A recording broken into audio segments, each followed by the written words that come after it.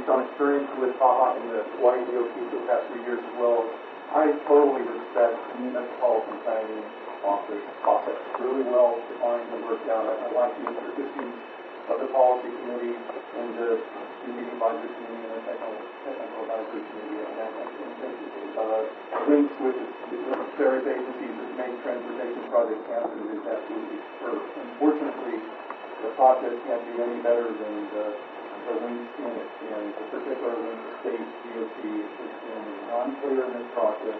He's totally undermined the process, and I'm aware that Director Okamoto, after a little more than 3 years, and having his retirement, his high 3 years with HDOT, is going to go off to better things at University of Hawaii. That's great. And so good things may occur at offset at HDOT.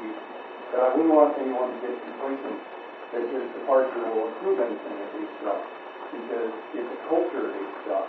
The behavior that causes HDOT to not support the community, to not participate in the Ompo process, it's a cultural issue with them. Within their culture is a mindset that nobody tells them what to do. They control the money, federal and state, and they'll spend it how they want to spend it. And with an attitude like that, it's also difficult to cooperate with the process. I personally would like to see the Metropolitan Planning Office move to certification.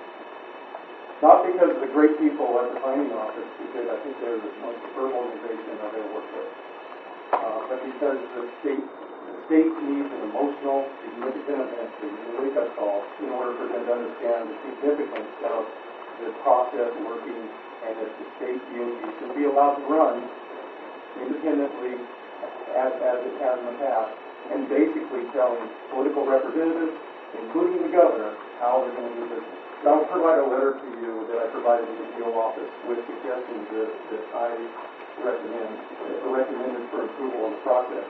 And I won't go into those now for sake of time.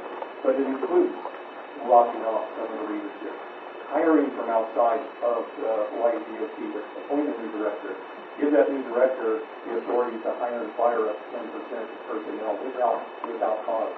And there needs to be a transition team to readjust and recalibrate how the state DOT works.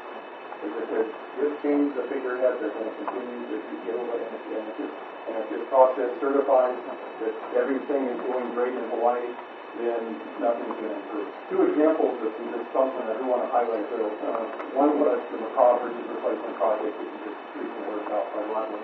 The people, the Waianae Coast Neighborhood Board, Councilman Byrd, thousands of Moana Makaha supporters have written letters to the governor, resolutions asking for deferment, asking the governor, asking the director of transportation to consider alternatives or to at least come to the table and talk about the project. They have refused. Newspaper article. The students, the residents here, dangers that planned bypass road proceed. Front line of the full article. And still the DOT ignores our concerns. And part of my frustration with the way the system works in Oahu here is causing, and additionally, as well as environmental concerns, some 4F violations of the Makaha project, with a road going through a park, but 4F violations that are not being addressed or being circumvented behind closed doors. I recently submitted a letter to the Secretary of Transportation and the EPA. I'll provide you copies of those, outlining what those deficiencies are. And in addition to those three environmental deficiencies, one of which is a catastrophic design plan for the bypass road. It's a bypass road that the residents fear. In addition to that, though, is that the fact that there is an alternative on the books, the Project 50 of the ORTP 2035. And the fact that that's going to be stepped on and canceled, etc., by these two gold-plated bridges being put precisely where the wooden bridges are now, precisely where Barrington Highway was placed by the territory of Hawaii wrongly on a beach, which now goes through a beach in King Park, is wrong. The other example of where the process doesn't work, and real quickly, and you can talk to policy committee members, talk to the planning office, and take, for instance, the Central Oahu Transportation Study. This study is needed because we have an unbelievable amount of traffic in the H1, H2 merge.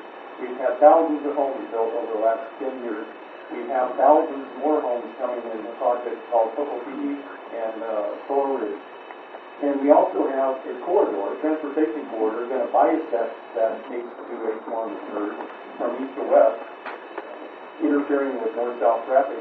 Yet the YDOT has the nerve to tell the council members, representatives, and citizens, we're not doing that study. It's our money. We'll do what we want. Unacceptable. I think the state of Hawaii, including the governor, need a significant emotional event in order for this process and the situation to improve. Thank you, and be sure to give us your papers. Appreciate your comments. 3,000 signatures. I will not give you those, but 3,000 signatures is support from the Malama join, although ignored by the government.